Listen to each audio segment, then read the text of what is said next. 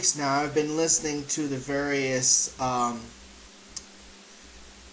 people talking about the Trayvon Martin case, where, as we all know, a 17-year-old boy down in Florida was shot and murdered by a grown-ass man pretending to be a member of the Neighborhood Watch. And just recently, a video of George Zimmerman in the police station pretty much discredits his version of events, where supposedly he had a broken nose and a deep gash in his head. Not only that, but his father had decided to step up and add his own ignorance to the conversation.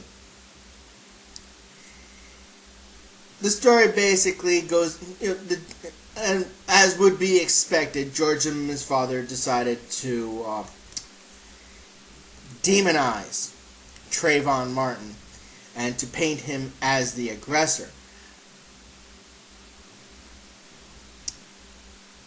But it's gotten worse nowadays. A lot of the folks who are defending George Zimmerman are going out of their way to paint Trayvon Martin in as negative a light as they possibly can, because they know the evidence is pretty damning. Now, I even heard one person said that Zimmerman's father, or Zimmerman himself, was a Democrat. Okay, and what's your point? He still murdered a 17-year-old boy who was armed only with a bag of Skittles and an iced tea. The only crime that Trayvon Martin committed in that particular instance was being a black kid in a gated community. Zimmerman had followed Trayvon Martin both in his car and then on foot. The person who was the aggressor was not Trayvon Martin, it was George Zimmerman. Now, according to Richard Zimmerman, the Florida magistrate judge who is the father of George Zimmerman, that answers a few questions right there. Then goes on to say that George was going to walk away when Trayvon jumped him. Really? Did you pay attention to any of the evidence in this case, Richard Zimmerman? Did you pay attention to any of the things that people have said, that eyewitnesses have said, that Trayvon Martin's girlfriend said during the course of this investigation? Did you hear any of that? Because evidently you weren't paying attention, Richard. Your son was stalking a 17-year-old black kid. Stalking. He wasn't just in the same neighborhood. This wasn't a chance encounter. This was George Zimmerman finding a black kid and deciding he didn't belong in this neighborhood. Never mind the fact that your son was not a member of the Neighborhood Watch, because, guess what? Members of the Neighborhood Watch cannot have a criminal record. And your son has 3 arrests. 1 for assaulting a police officer, always a good sign, and 2 for assaulting for domestic violence. All 3 charges, all 3 arrests were blacked out, which means they didn't go to trial. Gee, Richard, Florida magistrate judge, could perhaps you be protecting your son from the consequences of his violent behavior all this time, and finally you see the results of that cover-up? Huh? You see, Richard Zimmerman, and anybody else who would defend George Zimmerman, you're either just blindly stupid, or you're intentionally deceiving people. You're intentionally insulting our intelligence. We heard the 911 tapes. We heard the testimony from the witnesses and from his girlfriend. Trayvon Martin was being stalked. He was being hunted. Hell, we even heard the 911 tape that said Trayvon Martin was being stalked by George Zimmerman. How does that make Trayvon Martin the aggressor?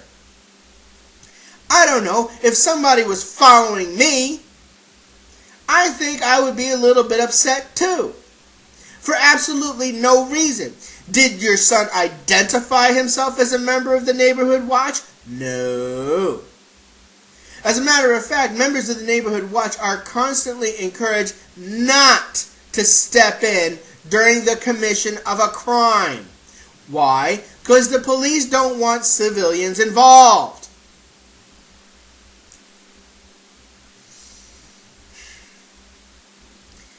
More and more, I'm finding the people that are defending George Zimmerman to be outrightly either incredibly stupid or intentionally evil. And I'm beginning to think more and more it's the latter. Because think about it for a minute. Why are people trying so hard to deny that this is a race crime? Think about this for a minute. If they have to deny that this, if they acknowledge that this is a race crime, you know what has to happen? People have to have the race conversation again. And conservatives hate the race conversation. They hate it because it points out their own glaring prejudice against people of color.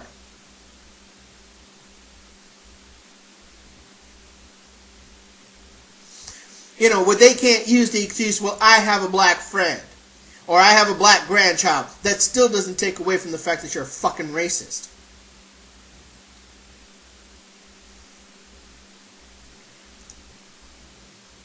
You see, the facts in this case don't match up to the people who are defending George Zimmerman. It doesn't match up. It doesn't line up. More and more people are showing their outright belligerence, they're showing their outright prejudice, and they're showing their outright hatred. And quite frankly, I'm glad. Because now we see these people for who they are. Understand this. The same kind of people who are trying to defend George Zimmerman are the same kind of people that want to take away a woman's right to choose. They are the same kind of people that want to that want to prevent marriage equality. These are the same people that want to continue the policies of stupid prior to 2008 going into 2013.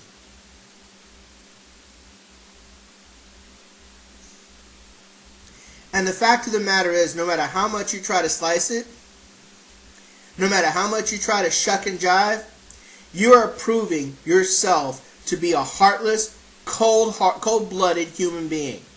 Hell, I wouldn't even call you a human being anymore. For you to defend a murderer, a killer of children, tells me that you don't care about anybody else but your selfish ass. So defenders of George Zimmerman, congratulations. You're all a bunch of heartless pricks. This is Dumac the Artist signing off. Slanchani Falcha. Have a nice day.